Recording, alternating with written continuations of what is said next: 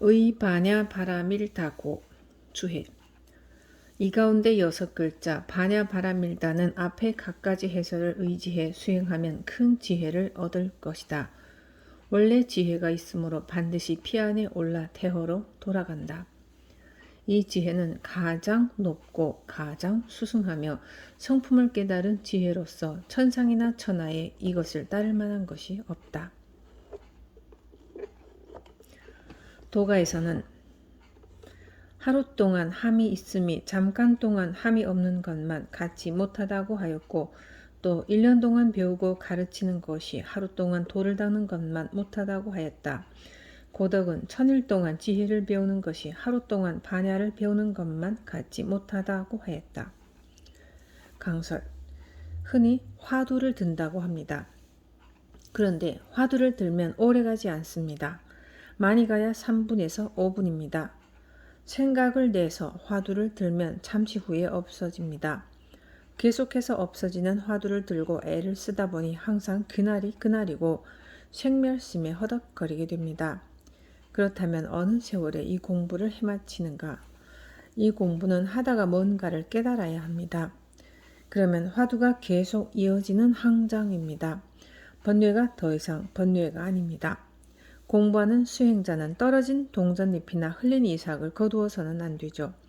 한 생각 뒤집어지면 화두에 힘이 생기게 되어 일부러 드는 것이 아닌 24시간 동안 여여부동하게 이어지는 항장의 세계가 됩니다.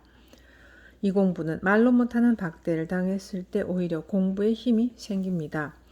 저 역시 처음 절에 들어와서 훌륭한 스님들 아래에서 말로 표현하기 어려울 정도로 호된 수련의 시기를 거쳤지만, 오늘날 선방의 풍토는 스님이나 거사님들이나 나름의 조그마한 아름아리를 가지고 주먹을 들이대곤 합니다. 나름대로 공부하다가 한 생각 돌이켜 알았다고 하면 아공, 법공, 구공은 되겠지만 어찌 일체처 일체시에 걸림이 없겠습니까? 작두 갖다 놓고 대중을 위해 목을 바치라고 하면 정말 사심없이 아무런 공포심 없이 그 자리에서 목을 내놓을 수 있겠습니까? 예전에 봉암사에 있을 때 11.6 사태가 났었습니다. 전국의 절에 군인을 투입시켜 스님들을 잡아갈 때 사북의 토굴에 잠깐 가 있었는데, 부인도 없고 자식도 없는 사람들이 웬 겁이 그렇게 많은지 이해할 수 없었습니다.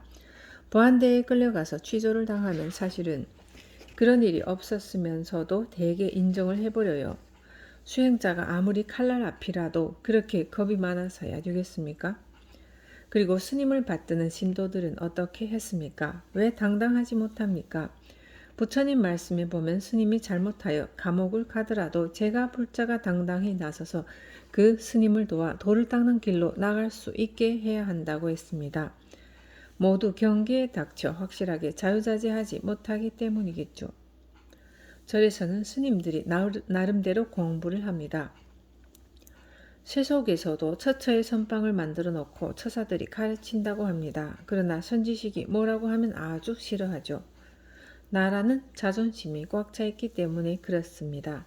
사명대사나 소요스님이 서산대사를 찾아갔을 때 왜 자꾸 쫓아내겠어요? 내치면 돌아서서 다시 들어가고 또 들어가고 했습니다. 그 정도로 서산스님에 대한 믿음이 철저했기 때문에 공부가 이루어진 것입니다.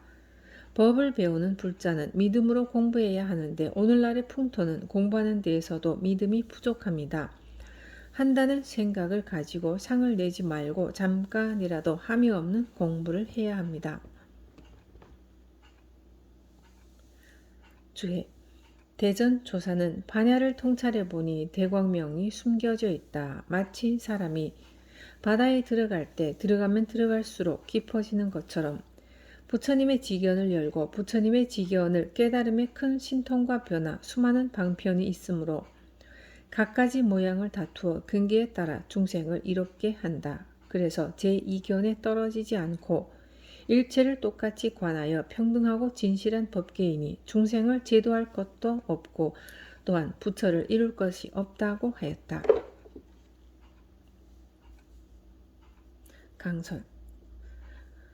과거 부처님 당시에는 텔레비전, 비행기, 전화기 같은 것들도 없었지만 웬만큼 공부를 하면 천이통이 열렸습니다. 앉아서 다 들을 수 있었으므로 모든 중생의 소리를 다 들었으나 그것을 잘못하면 큰일 납니다. 얼마 전에 공부하는 보살님이 저에게 와서 이런 말을 합니다. 산에서 봉두남발한 이를 만났는데 스님인지 거사인지는 모르겠지만 공부인임에는 틀림이 없었다고 합니다. 여러 차례 만나보고 이야기를 들어본 결과 상당히 감명을 받았다는 것이에요. 그동안 집안일이 다 뭐다 하여 쌓인 스트레스가 그분의 이야기를 듣는 것으로 녹아버렸답니다. 집에 돌아와서도 감명 깊게 들은 말이 생각났고 잠을 자면서도 머릿속에서 그 말이 떠나지 않았다는 거예요. 자다가 일어나서 거실에 앉아 정좌를 하고 있는데 부인이 옆에 없는 것을 보고 이상히 여긴 남편이 거실로 나와서 놀라서 묻더랍니다. 뭐 하는 거야? 마음이 산란할 때 이렇게 하면 마음이 안정된다고 해서 공부하고 있는 거예요. 쓸데없는 짓 그만하고 자거라. 남편의 말을 거역할 수가 없어서 할 수 없이 방에 들어가 누웠는데 남편이 그만 보기 싫어지더라는 거예요. 그러고는 그 비승비속의 거사 생각이 나고 너무 보고 싶어 미칠 지경이었답니다.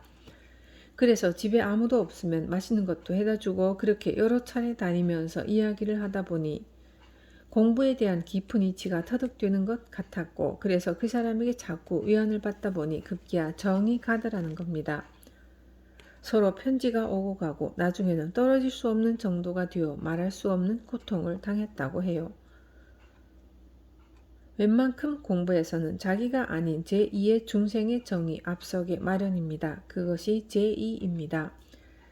이 문제가 보통 큰 것이 아닙니다. 그러나 보살은 항상 일체 중생을 대하여 제2에 떨어지지 않습니다. 과거에 거의 견성했다고 큰 소리를 치던 어느 스님이 있었습니다. 몸이 몹시 아파 다 죽어가게 생겼는데 아무도 돌봐줄 사람이 없었습니다. 마침 그때 45세 정도의 보살이 자기가 살리겠다고 하고 열심히 병구안을 했습니다. 다 나온 후 보살님 나하고 같이 삽시다 그래서 속퇴해서 같이 살았습니다. 웬만큼 공부에서는 제2에 떨어지지 않기가 힘듭니다. 확실히 공부하여 아공, 법공, 구공을 하여 반야 지혜를 써야 제2에 떨어지지 않습니다.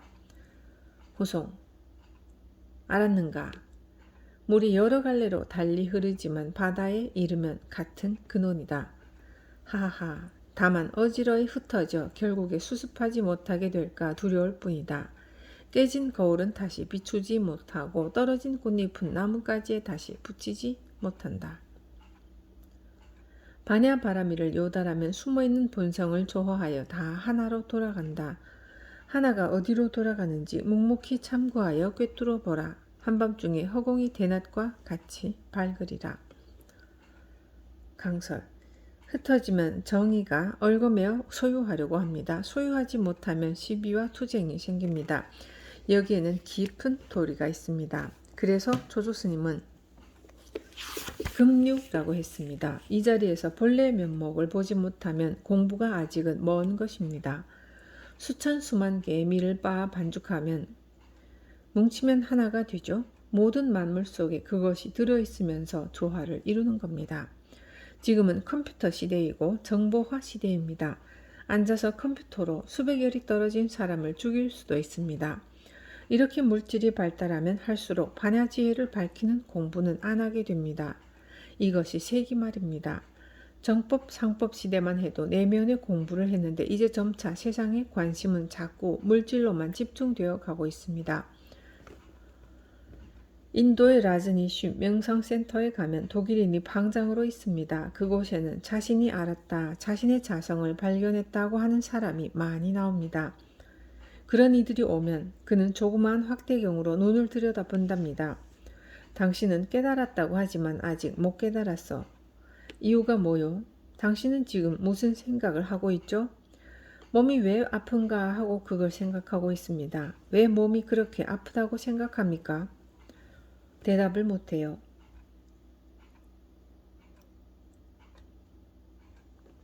당신은 30여 년 전에 어떤 여인을 범한 뒤 버려서 그 원한이 박혀있어. 그런 일이 있었습니다. 그것을 눈을 보고 안 것입니다. 라즈니쉬가 깨달았다고 하니까 라즈니쉬의 뇌를 해부해 조직 검사를 해보자고 하는 시대입니다. 물질을 외형적으로 연구하고 추구해 나가는 시대가 오늘날인 것입니다. 이런 시대에 과거에 부처님 말씀을 논해 뭐하냐고 생각할 것 아닙니까? 그런데 결코 그렇지 않습니다. 확실하게 반야의 눈을 갖추면 확대경을 들이대지 않아도 모든 행동 자체가 반야 지혜를 쓰고 있는 줄을 아는데 깨치지 못한 사람은 그것을 모릅니다. 반야의 눈을 딱 닫아놓고 밖에 나타난 모양만 추구해 나갑니다. 그래서는 영원한 안심 인명처는 절대로 얻을 수 없죠. 확대경을 가진 방장에게 물어봤습니다. 당신은 영원한 안심 인명처에 도달했는가? 아직 안 되었습니다.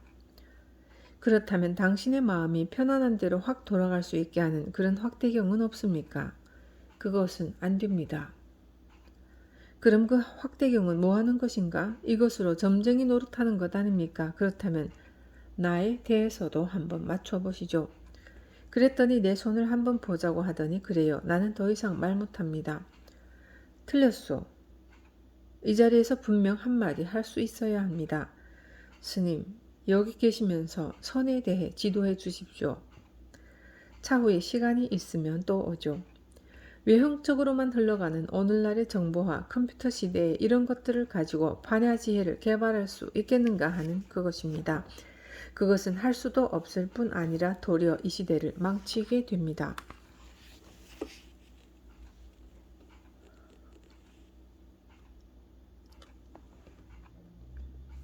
신무가의 주해. 반야 바라미를 의지하여 수행하면 마음에 걸림이 없어서 바로 진여의 묘한 도리를 깨닫는다. 마음이 탁 트여 태허에 통하며 그대로 청정본연의 상태여서 항상 자제함을 얻는다. 선사는 마음은 태허와 같아 한 물건도 물들이지 못한다고 하였고 불가에서는 마음은 허공계와 같아서 허공과 같은 법을 보인다. 허공을 증득할 때 옳은 법도 없고 옳지 않은 법도 없다고 하였다. 이미 허공과 혼연일체가 되었는데 여기에 무슨 옳고 옳지 않다고 하는 차별이 있겠는가? 안팎이 다 청정할 뿐 아니라 안이 공하고 밖이 공하니 당체가 곧 공한 것이다. 하늘과 땅이 있기 이전에 먼저 이 공이 있었는데 태상은 혼돈 상태에 있다가 천지에 앞서서 생긴 물이 있다라고 하였고 또 이름이 없는 것은 하늘과 땅의 시작이요 이름이 있는 것은 만물의 어머니이다라고 하였다. 태시와 태초는 보려고 해도 보지 못하고 들으려 해도 듣지 못한다. 붙잡으려 해도 잡지 못하고 맞아들이려고 해도 그 첫머리를 볼 수 없고 따라가 그 뒤를 보려고 해도 볼 수가 없다. 눈이 다섯이어도 그 자취를 볼 수가 없고 두 귀로 들어도 그 메아리조차 들을 수가 없다. 강설. 여러분이 반야 지혜를 가지고 있다고 하여 상대방의 마음을 훤히 알고 천리박도 훤히 아는 것이 아닙니다. 착각하면 안 됩니다. 반야 지혜를 갖추면 일체처 일체시에 조금도 주저하는 바가 없이 대하는 찰나에 바로 해결됩니다. 그럼으로써 일체에 처하여 안심 인명처를 얻게 됩니다. 그것이 반야 지혜이고 화련대오는 몰랐던 것을 갑자기 안 것을 말합니다. 그러나 화련대오는 구름이 벗겨졌다가 다시 덮이는 것처럼 덮일 수 있습니다. 반면 확철대오는 태허공에 구름 한 점 없이 맑은 것처럼 더 이상의 여지가 없이 밝은 것을 말합니다.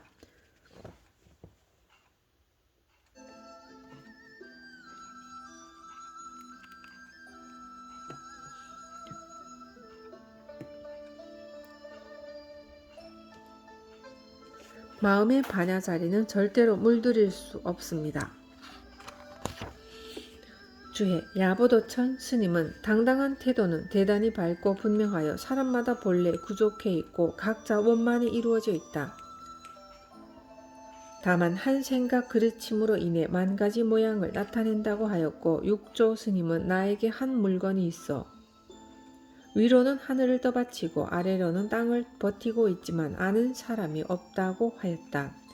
몸소 직접 한번 보게 되면 부처와 조사를 뛰어넘고 삼계를 벗어나 윤회에 떨어지지 않을 것이다. 다른 사람을 위해 스스로 수긍하고 스스로 믿어 스스로 보호하면 걸림이 없는 법을 얻어 결정코 방해됨이 없을 것이다. 강설. 한 생각 그르친 것이 무엇일까요? 도가 있다고 하면 도가 있는 것을 생각하고 도가 없다고 하면 도가 없는 것을 생각합니다. 지식과 학식, 중생의 관념을 가지고 이것이다 저것이다 하면 크게 어긋납니다. 불조를 초과해야 제대로 본지 풍광을 바로 본 사람이고 깨달은 사람입니다. 걸림이 없다는 소리는 때에 딱 맞게 반야지혜를 잘 쓰는 것, 처처에 개합하여 어깨 동무를 하고 희희낙낙하는 것을 말합니다. 그것이 관세음보살입니다. 후송. 알았는가? 하늘을 덮은 그물을 찢어 제거해버리니 바로 앞에서 부른다. 허공에는 물건을 두기 어려운데 무슨 걸리는 것이 있겠는가? 새까맣게 어두운 철통 속을 타파하니 곧바로 보는 것이 관자재이다. 무가에. 주해. 생각이 끊어지지 않는 것을 걸린다고 하며 경계에 집착하여 돌이키지 못하는 것을 장애라고 한다. 두 번씩이나 걸림이 없다고 말한 것은 안과 밖이 청정하고 모든 반연이 벗겨져 깨끗해진 것을 말한다. 마치 저 하늘의 밝은 태양빛이 대천세계에 가득 차 비추지 않는 곳이 없는 것처럼 일체의 허망한 경계에 전혀 장애됨이 없다. 동쪽으로 가도 다함이 없고 서쪽으로 가도 다함이 없으며 종횡으로 자유자재하고 헛개비 같은 경계에 구속됨이 없다. 본원자성은 천진하여 무수한 세월을 지내더라도 무너지지 않는 체이며 감도 없고 엄도 없고 변함도 없고 달라짐도 없다. 후성. 헤아릴 수 없는 세월이 지나도 무너지지 않는 채를 보고자 하는가? 안개가 벗겨지면 비로소 해가 보이고 티끌이 없어지면 거울이 저절로 밝아진다.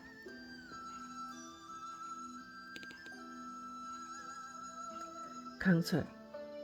어떤 경계에 부딪혔을 때 얼른 돌이켜 화두를 참고할 수 있는 마음, 그것을 지속하면 할 일이 없는 참사람이 됩니다. 십지보살이 성품을 보았다고 했을 때의 경계는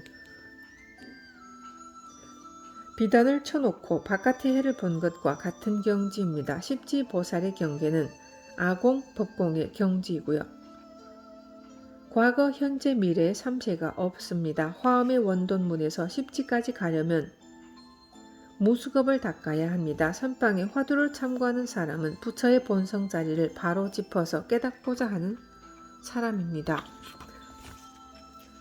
이목고라고 할 때 이미 그것은 전후 좌우 재단입니다. 바로 눈앞에 진리를 갖다 대주었어요.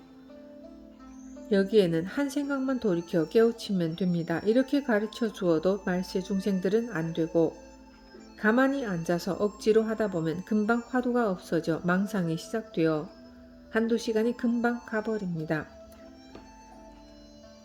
생각으로 하는 염화도는 중생의 기멸심을 가지고 하는 것이기 때문에 없어졌다 생겼다 합니다. 이목고 할 때는 기멸심으로 하는 것이 아닙니다. 이 자리는 말과 생각을 붙일 수 없는 자리입니다. 상상근기는 거기에서 언하에 깨우칩니다. 거기에서 애를 써보십시오. 고. 주해. 고라는 한 글자는 원만하고도 지극한 법칙이며 또한 참되고 항상한 이치이므로 말로 설명할 수가 없다.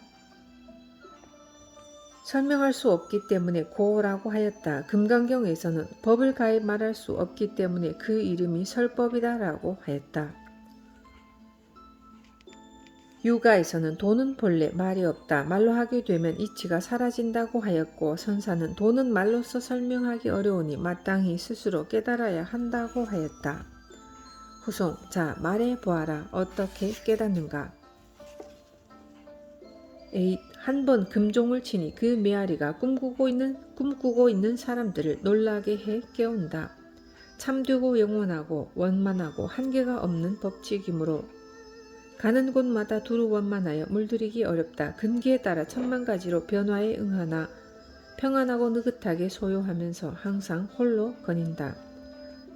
무유공포.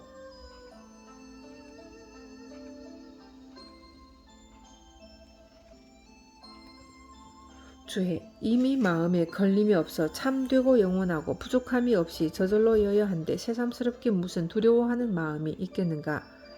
만약 이러한 경지에 이르러 성품자리가 공한 것을 깨달으면 동서를 분별할 수 없고 남북을 나눌 수도 없으며 밝고 어두운 것에 속지 않는다. 방우에 맞닥뜨리지 않고 음양에도 구애받지 않으며 조화에도 영향을 받지 않는다. 이와 같은데 무슨 근심과 고통을 두려워하며 어찌 생사를 두려워하겠는가.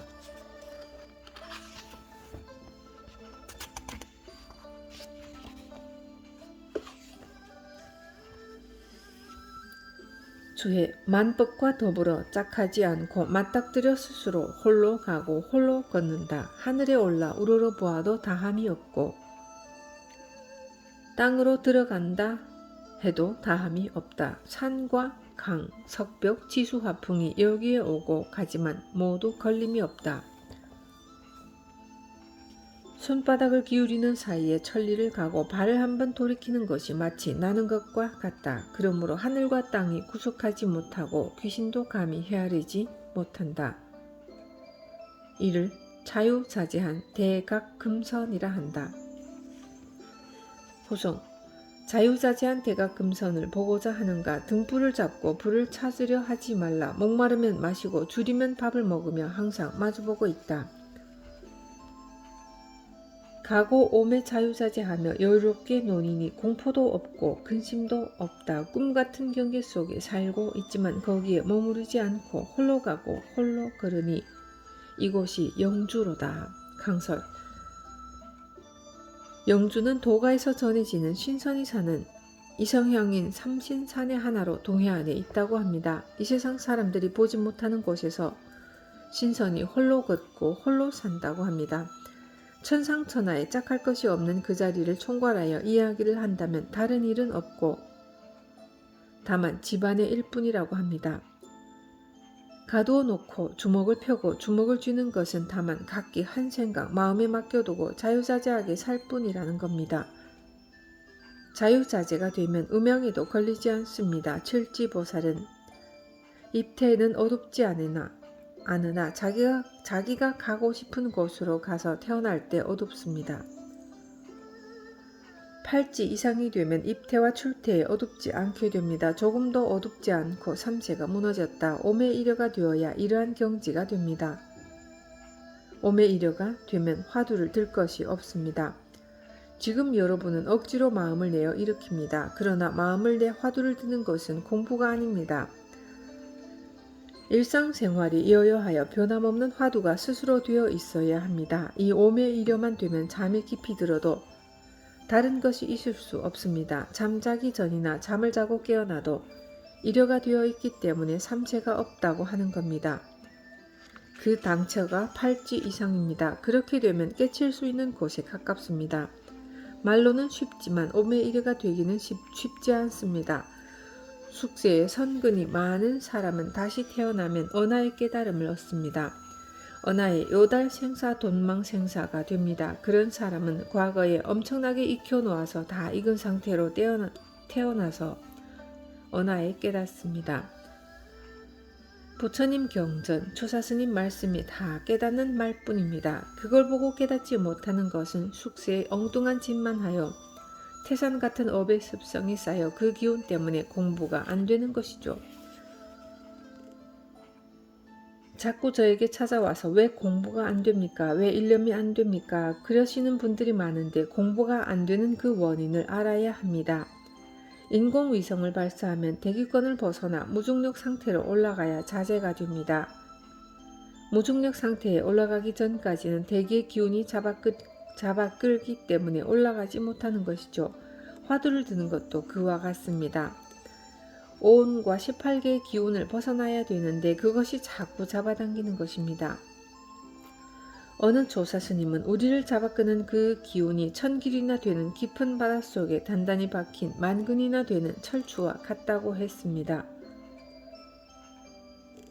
그 무거운 철주를 끌어올리자면 얼마나 힘이 들겠습니까? 이 몸에 힘이 다 빠져서 죽었을 때 비로소 그 철주가 빠져서 올라오게 됩니다.